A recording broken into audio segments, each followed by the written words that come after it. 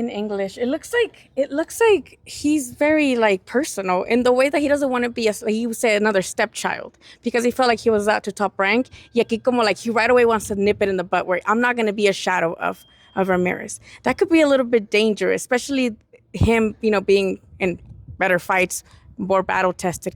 How do you see him in this camp, and what do you do with fighters that almost have like something personal against you? Well, look, camp has gone great. As you see, he's sparring three different guys. We're switching the rounds, the different guys every 3-4 rounds because that's the type of work he needs. He needs to work with this type of guys that are young and hungry and want to perform good against him because Jose is the veteran in the gym. Even though he's only 32, he is the veteran. He is the one, the role model. He is the one every young fighter in here looks up to, not only because of how hard he trains, but because of everything he does outside of boxing too, taking care of his community, his family, very close to his dad, his mom. They're always here in the gym. They come and support him. He's just one of, obviously his kids and his wife, he loves having them around. So that's one thing that gives all the younger ones, all the other ones, world champions, because we have 3 world champions that are younger than him and that look up to him. So they all he's the example. So he has that. I don't want to say pressure, but he has that behind him that he knows that he can get exactly. He needs to remain that status. So that's why for this fight, knowing that he's kind of giving a new start at his career with a new promoter and everything. He's pushing himself even harder just to prove everybody that he's not going to be just a stepping stone for any young fighter. He wants to prove everybody that here in the gym ain't nobody that's going to dominate him. And when it comes to the fights, right now at this moment, he just can't. He doesn't want and not going to let anybody come in and take over his spot. You also have Duarte on that card. You're not a stranger to having back cards, but how do you prepare going to Saudi Arabia? Is it your first time going? This is my second time. I was there for Anthony Joshua. Oh, you're right. Yes, You're right. I was there for Anthony Joshua. But you know what? It's just like any other place. This time around, the fighters, they have to leave 2 weeks before because of the time change. It's almost a full day, so it does affect a little the first 2 or 3 rounds. 2 or 3 days. That's why they're gonna go 10 days, a little over 10 days, close to 2 weeks before. I'm gonna leave the week of the fight because I have to stay with Bam. But right after Bam's fight, I'm going out there when they're already gonna be over there. Oh my God! It's Robert. I'm gonna be back in New York to Philadelphia, then Philadelphia to Saudi. But it's my job, and that's why I have a great team. I have Chepe going with Jose ahead of time. Pita is going with Bam ahead of time. Gabriel Murataya and Jovan are gonna go with Raymond Murataya ahead of time. So we have a good team. Everybody's working together, and I show up the day of the fight or a few days before, and they're happy just because they know I'm still there to represent them. I'm never gonna let any of my fighters down. I'm always gonna try to support them 100% because that's my job and that's what I love to do. I don't have a problem with that. I have a family that supports me, my wife, my kids. They all understand my business, so they have no problem, supporting your that. life. So it's part of my life, and I enjoy it. Now, Kenneth Sims Jr. with Oscar Duarte, he has a little bit of different style. Porque ahorita it's good that he has a victory over Jojo Diaz. He's the only one to stop him, right? So that was really impressive. But it's kind of a different style. What did you think when they offered him that fight? Why did you guys were like, yeah, let's take it? And what do you expect him? How do you expect him to do this fight? Well, look, this type of fights, when it comes to a big event like the one in Saudi, it's a huge event with so many great fighters. Solo Ramirez, Jose versus Barbosa. You have Camarón Cepeda on that card, and Duarte versus Sims. And then we have a smaller weight class. There's also a kid from Puerto Rico fighting on that card too. So it's a card full of talent. We couldn't say, oh no, we need a few more options because no, those fights you have to take them. With Jose, it was Barbosa. With Zurdo Ramirez, it was his unification. With Camarón Cepeda, I'm sure they told him it's this guy or else there's no fight. So it's the same thing with every. It's a big card. It's a fight you have to. It's fights you have to take if you know you could become champion. So the team agreed. We're like, yeah, that's a perfect guy. The guy's solid. Sims is a great fighter, very talented, but Duarte is in great shape. He's training hard. Same thing with him. I'm switching different guys into sparring, and he's performing very well. The fights are not going to be easy, but those are the fights that the guys need to take to one day become world champions. If they can't perform or beat this type of guys, then maybe the champions are going to be a lot harder. So you got to beat this type of guys, and fights are not getting any easier, but they have to go through them. For the people that wonder what the atmosphere is like out there, especially on a Latino night, here we do carne asada. Shout out to your carniceria. But, beer, I don't think you can drink over there. What is the atmosphere like? ¿Cómo van a celebrar? Like, what are you guys going to do after the fight if you win? There's no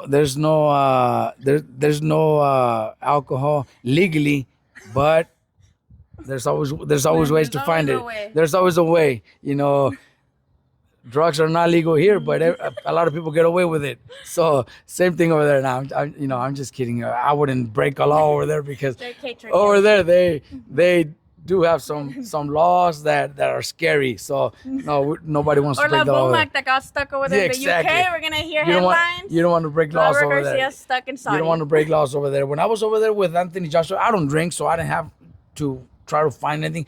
But I was told that if you go like to the American Embassy, that they do have beer there, but you have to go to the American Embassy, which, there's no need to do that. I don't drink. But I was told that that if you like go to like the American Embassy, that It's not that deep. they do have beer there, but it's not like anybody could go in there. There's so much security, so much that you have to go through to get there. So it's just people that work there, people that that might be in the military and that are there based there. Maybe they'll have a beer here and there, but it's not open. It's not open to the public. So that's the only way I knew people could have a beer if you're in the American Embassy. But besides that, it's not legal. So we'll have to find a way to celebrate without drinking. Just maybe find a way to go dancing or something. Can we at least put the music? Like, do they like music? That I'm pretty sure. The hotels, the resorts are beautiful. Oh, okay. There's really nice shopping places, that are beautiful. Besides that, stay in that area. Yeah. Don't go anywhere deeper into town. Yeah, when they tell you in Cancun. Yeah, don't just go. Stay in the resort. Stay in the resort. Stay in the area, and you'll be fine. Lastly, with Bam, first time coming after his main events, being co-main again, and then in Philly. Was he cool with all of this? Was just be like, yeah, I want a whole new city to go and have them be my fans. ¿Qué pasó con eso? Well, look, it wasn't like he was excited about it. Honestly, he wasn't too excited about that. But it was, it's already towards the end of the year. It's a mandatory that he has to do. We were looking for unifications, but both champions that have their belts were not available. One of them fought a week ago, lost his title. Yep. So he already had a date. Puma Martinez had just recently fought with Ioka, and they have a rematch clause also. That was a close fight. Mm-hmm. Exactly. So they have a rematch clause. So we had to fight our mandatory. And that's not a fight that Bam actually wanted, but it's a tough fight. No, it is. Guevara is a great fighter, but since he's not known and it's not a challenge that was motivating. Bam didn't really want it, but it became a mandatory. The WBC told us it's a mandatory. So I told Bam, look, the WBC could put you, if you don't want to take this fight, they could actually put you a champion in recess or something, and you're kind of pretty much losing your belt. Mm-hmm. So we have to take this fight. It's a mandatory. So you have to. If the champions are not available, then we have to fight a mandatory. So we convinced him, and now he's all right with the fight too. It's Bhutan is a great champion. It's a new city where I don't think we've ever had any big fights there. So I'm kind of looking forward to it. We would have loved Bam to have his own card, his own show, just like he's been doing lately, but I believe Matchroom didn't have the date with DAZN to where they could give us some, because we were asking for something in December, but I think Matchroom did not have any big dates from DAZN for December. So they told us, look, this is the option. If not, we have to wait till next year. So we decided to take it. The Texas fights are fun. I love the Texas fight. Let's talk about last one because I saw you reply to someone on Twitter. You know, people always bring up random stuff. Tank versus Rayo. That was the whole thing. People were like, he's ducking even though he's a champ at 140. How do you respond to the fans actively kind of bantering you about things like that? Well, it's like I said earlier, it's part of boxing. We're always gonna get that. There's always gonna be people that want to criticize. But if you have a champion, if we have a champion at 140, why is somebody challenging him to come down to 135? He's champion at one. If you're challenging him, then you go find him at his weight class. I can't tell Bam call out Inui, but tell him to come down to 115. If we're calling him out, we're gonna go try to find him wherever he's at. Or what's the other champion, the 118 pounder from Japan also? Junto? Junto. You know, he's a one. tall as hell. Yeah, he's a 118 pounder. We can't start calling him out and tell him, but you have to come down to 115. Yeah. If we're calling him out, we have to go find him wherever he's at. We can't force him to come down. That's pretty much what Tank was trying to do. But Rayo's not gonna fall into that. He's a champion, so they gotta respect him as a champion too. If you're calling me out, come see me over here at 140. So right now we don't even know what's next for Rayo. We get that all the time. We get fake news. There's a lot of news that that is looking like Bam against Chocolatito. No, that's not on the works. It was just something that I said where they sparred, and the sparring was really good. It was actually very close, pretty even sparring sessions that we had. And after that, I think Chocolatito said that he would like to fight Bam. So if there's no unifications and there's an offer to fight Chocolatito, we'll consider it. But nobody's working on it. Nobody's trying to make that fight happen because it's not. We haven't brought it up. Me as a trainer, as Bam's trainer and manager, I do think of future things, possible fights, and if that's brought up, we could consider it. But it's not like they're already working on it. Virgil versus Boots. Well, that's another one they're always bugging you about. They've mentioned it before, and yeah, we'll fight them, but it has to be in our weight class at 154. Virgil's not going to go down to welterweight or a catchweight. He's going to fight on 154. And when the time is right, and obviously Rick Morrigan, Golden Boy Promotions, they're going to work out, they'll work out the deal and everything. Myself and Virgil Sr., we'll train them. We'll get them ready. But it's not like it's already something that they're working. No, but they have brought it up. So I'll talk about it because they have brought it up, and I would like that fight. It's a good fight. It's actually a really good fight. Answering questions, exactly, but I'm not saying, oh yeah, it's already happening in Saudi. No. It's just they brought it up. Just like Crawford, just like Spence. They've brought up those names too. I would love those fights too. Yeah. Thank you, Robert. Lastly, shout out your carniceria because I know Fridays you have specials. We have specials every but Tuesdays and Thursdays is Taco Tuesday, Taco Thursdays, dollar tacos. We're getting a lot of attention, but then the carne is the prime. That's the ranchera. Which one was the burritos? Because I saw there was a special on the burritos. Yeah. That's what I told you. I'm like, after we're gonna go get a You burrito. guys have to try because the food is really good. The carne, when people, everybody, we're growing and everybody's loving it. I haven't got one comment that gives me something negative about it. Everybody tells me that's actually.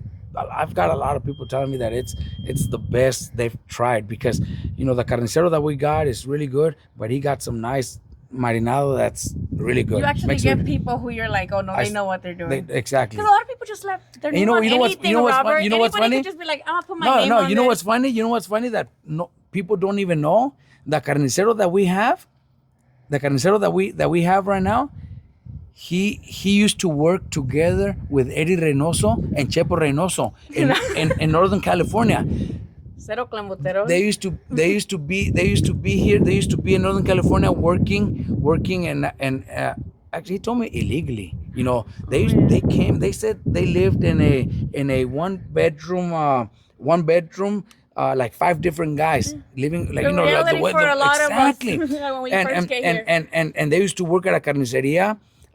That's why the Reynosos are also, they also they're have butchers, carnicerias, yeah. exactly. So this guy wasn't, when he was telling me the story, when we hired him, I didn't know. But then he started telling me the story, and I called Eddie. And You're like, let me yeah, fact check. no, and Eddie's like, yeah, I know that. Yeah, and Eddie told me, he taught him everything he knows. The guy's good. The guy's really good. So what we have right now, the carnicero that we have, is pretty much Involved somehow in boxing. with and probably the Boxing. same seasonings and everything that probably Eddie Reynoso and Chepo Reynoso use in their carnicerias, because the guy that came to us brought all that with him, and it's good. I'm telling you, it's good. Everybody never had a bad comment saying that, oh, that you need this, or there's another place that's better. No, everybody tells us that they love it. So and I'm telling you, this guy knows Eddie Reynoso. Eddie talked to me and told me, yeah, I know him.